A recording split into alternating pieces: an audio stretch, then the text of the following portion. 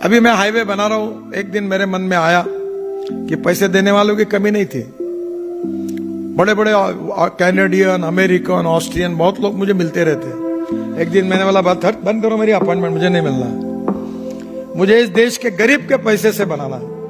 अभी मैं योगी जी के साथ था, तो योगी जी ने मुझे कहा कि नितिन जी, खाना खाने के बाद 1 घंटा मुझे आपसे बात करनी है, आप समझ लो। और कोई बात नहीं, तो मुझे उन्होंने बताया कि ये उत्तर प्रदेश में मैं क्या करना चाहिए जिससे उत्तर प्रदेश की इकोनॉमी। नव भारत में फोटो आ गया, गडकरी से मुलाकात हो गई, ये मांग की। और मांग तो ऐसी होती है कि व्यापारियों को पेंशन चालू करो। अब व्यापारियों को पेंशन चालू करो, मांगने वालों को भी संकोच नहीं होता, मुझे दिया है वो।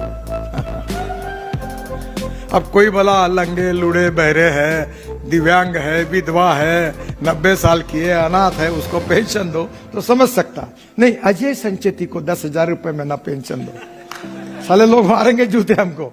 सरकार के पास 100 रुपए का फंड है और मैं जो योजना कर रहा हूं उसमें 1000 रुपए के फंड की जरूरत है, तो मैं 100 रुपए सरकार से देता हूं और 900 रुपए जनता से। 700 रुपए टन ये कचरे का पैलेट बनाकर ये सीमेंट फैक्ट्री भेजती है। फिर मैंने इसमें संशोधन किया, क्योंकि आपको मालूम है टॉयलेट का पानी हम ही बेचने वाले देश के पहले, जो शहर का टॉयलेट का पानी बेचकर 300 करोड़ रुपए साल के कमाते हैं।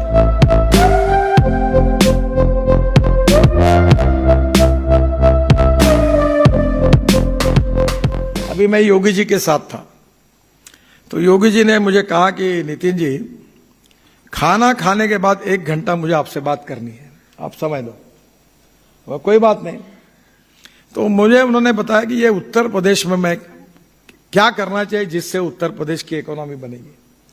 बोला पहली बात, उत्तर प्रदेश की स्कूटर, ऑटो रिक्शा, कार ये किसानों ने तैयार किए हुए 100% बायो इथेनॉल पर चलनी चाहिए, जिससे गांव की इकोनॉमी स्ट्रांग हो जाएगी। फिर मैंने उनको कहा कि ये टप पे बैठने वाली बसें से हॉर्न छोड़कर सब बचता है, पूरी बसेस इलेक्ट्रिक में कन्वर्ट करो, 1 पैसा तुम मत लगाओ, मैं तुमको 10,000, 20,000, 25,000 बसेस दिलाता हूं और सब उत्तर प्रदेश की जनता को एयर कंडीशन बस में घुमाओ, रोजगार मिलेगा।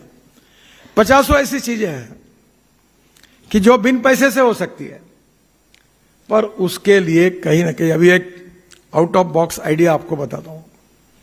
अब हमारे देश में 16 लाख करोड़ का कोल का इंपोर्ट होता है, तो मेरे मन में आया कि ये इंपोर्ट कैसे कम होगा।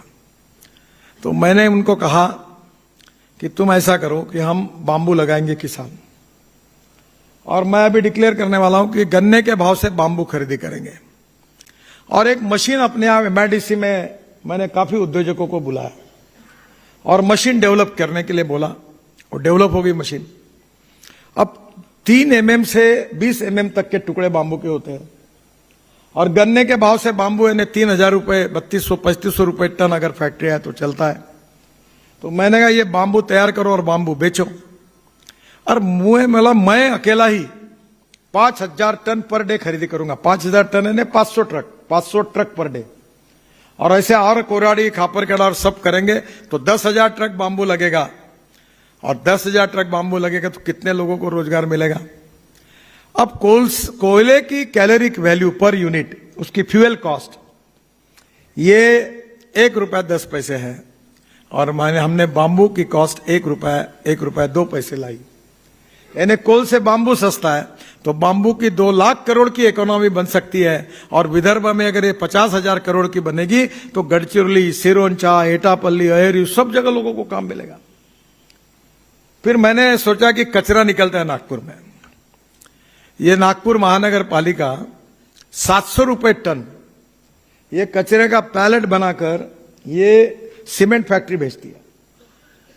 फिर मैंने इसमें संशोधन किया, क्योंकि आपको मालूम है टॉयलेट का पानी हम ही बेचने वाले देश के पहले, जो शहर का टॉयलेट का पानी बेचकर 300 करोड़ रुपए साल के कमाते हैं।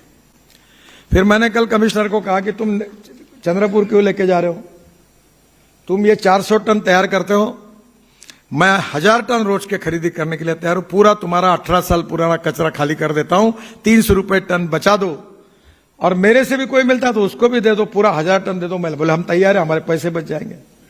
कितनी बड़ी इकोनॉमी बन जाएगी। यानी कोई आदमी, ये जो सर्कुलेशन इकोनॉमी है, वेस्ट टू वेल्थ, ये बहुत बड़ी है, पर इसमें कोई ना कोई पीछे लगकर काम करने वाला चाहिए। यह ऐसा नहीं होता कि एक निवेदन देना, फोटो निकालना, नव भारत में फोटो आ गया, गडकरी से मुलाकात हो गई, ये मांग की। और मांग तो ऐसी होती है कि व्यापारियों को पेंशन चालू करो। अब व्यापारियों को पेंशन चालू करो, मांगने वालों को भी संकोच नहीं होता, मुझे दिया है वो। अब कोई भला लंगे लूड़े बहरे है, दिव्यांग है, विधवा है, 90 साल की है, अनाथ है, उसको पेंशन दो तो समझ सकता है। नहीं, अजय संचेती को 10,000 रुपए में ना पेंशन दो, साले लोग मारेंगे जूते हमको।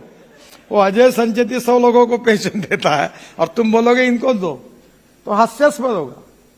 कोई पेंशन व्यापारी नहीं मांगना चाहिए, वो स्वाभिमान से रहेंगे। अरे हम पेंशन मांगेंगे नहीं, हम 1000 लोगों को देंगे, उनको संभालेंगे, ये कहने वाले चाहिए। और ये ताकत है तुम्हारे में। और इसलिए आपको मैं बताता हूं कि ऐसे बहुत इनोवेटिव काम है। फिर 2 साल के बाद एक पत्र देते हैं। मैंने कल उनको पूछा था कि शादी हो गई, बैंड बज गया, थोड़ी बच्चे होते हैं, उसके लिए बहुत कुछ करना पड़ता है। अब तुम कुछ नहीं करते और बोलते गडकरी साहब बच्चा नहीं हुआ, बच्चा नहीं हुआ, मैं क्या करूंगा? हर चीज के पीछे लगना पड़ता है, मैं भी लगता हूं। अगर एक ब्रिज बनाना है तो रोज पूछता हूं क्या हुआ। एक पेड़ लगे नागपुर में, अभी मैं आया था, टुकड़ोजी पुतले से लेकर पेड़ सूख गए। पहले जयंत खड़गकार ने उत्साह में आके पेड़ लगाए वहां और बोर्ड गिर लगा दिया कंस्ट्रक्शन का, अब गायब हो गया बोर्ड उसका। अब पानी नहीं डाल रहा कोई। मैं घर जाके फोन करूंगा और वहां पानी डालने की व्यवस्था करूंगा तो पेड़ जिंदे रहेंगे, नहीं तो मर जाए, कोई चिंता नहीं। मैं नागपुर शहर को अपना परिवार मानता हूं और नागपुर शहर को अपना घर मानता हूं। इस शहर में कांग्रेस वाला हो, भाजपा वाला हो, शिवसेना वाला हो, हिंदू हो, मुसलमान हो, दलित हो, कोई भी हो, मैं मानता हूं ये मेरा घर है, ये मेरा परिवार है। और यही हमें कहा है, बताया, सिखाया। तो मैं आपसे एक अनुरोध करूंगा कि हर चीज के पीछे लगना सीखो।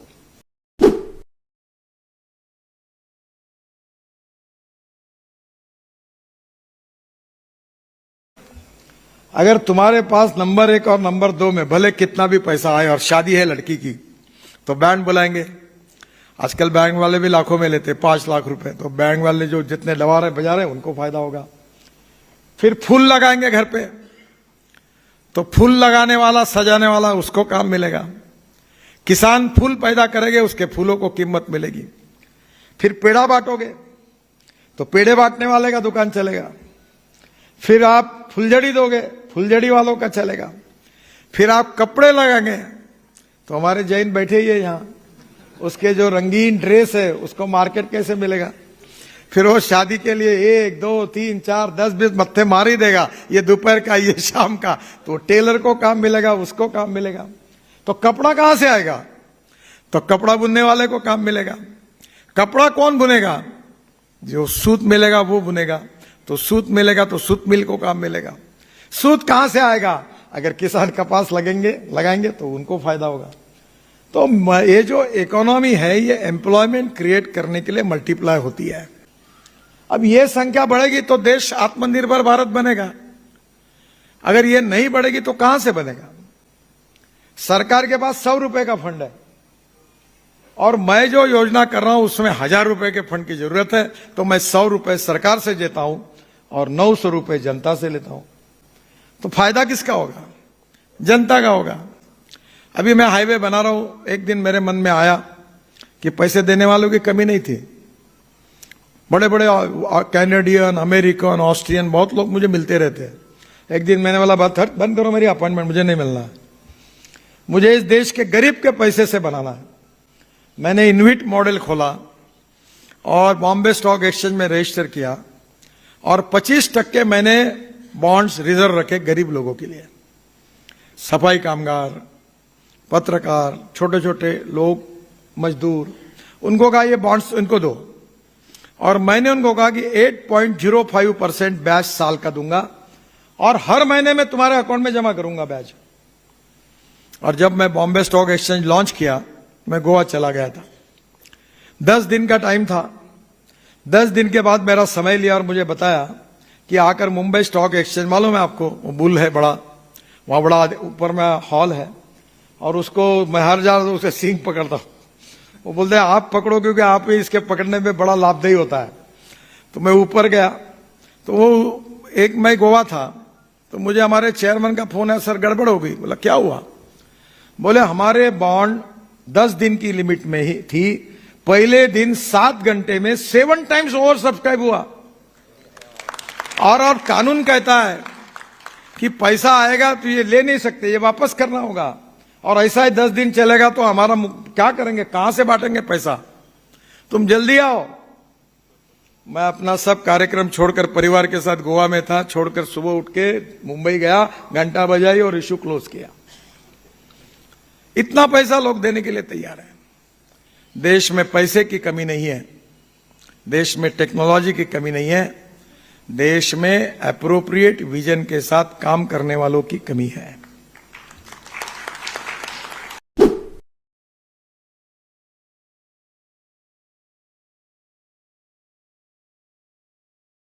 वो आमिर खान का एक पिक्चर था, उसमें ऐसा होता, बोलता है कि भाई हम जब नापास होते तो बहुत ही दुख होता है, पर मित्र जब मेरिट में आता है तो उससे भी ज्यादा दुख होता है। हमारी अड़चन ये है कि दूसरों के यशों को हम पचा नहीं सकते।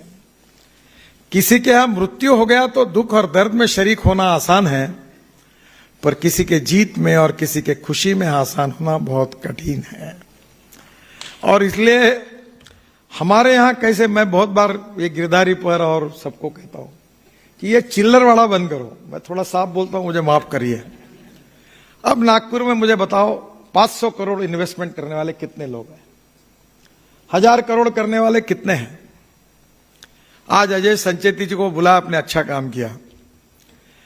अजय संचेती केवल कोल माइनिंग में काम नहीं करता, तो जो यूरेनियम है, जो देश के लिए सबसे आवश्यक है, उस यूरेनियम में माइनिंग करने वाली लीडिंग कंपनी में भी उनके कंपनी का नाम है। इस बात का हमको अभिमान है।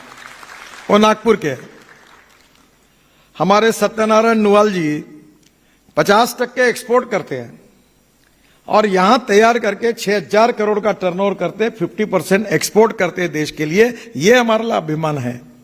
नागपुर की प्रगति कैसे होगी? क्या सुपारी और लवंगा और शक्कर बेच के थोड़ी होगी? वो बेचना चाहिए, उससे नहीं होगी। देखिए, you are not a wealth creator, you are employment creator. जो आदमी पैसा कमाएगा वो रोजगार देगा।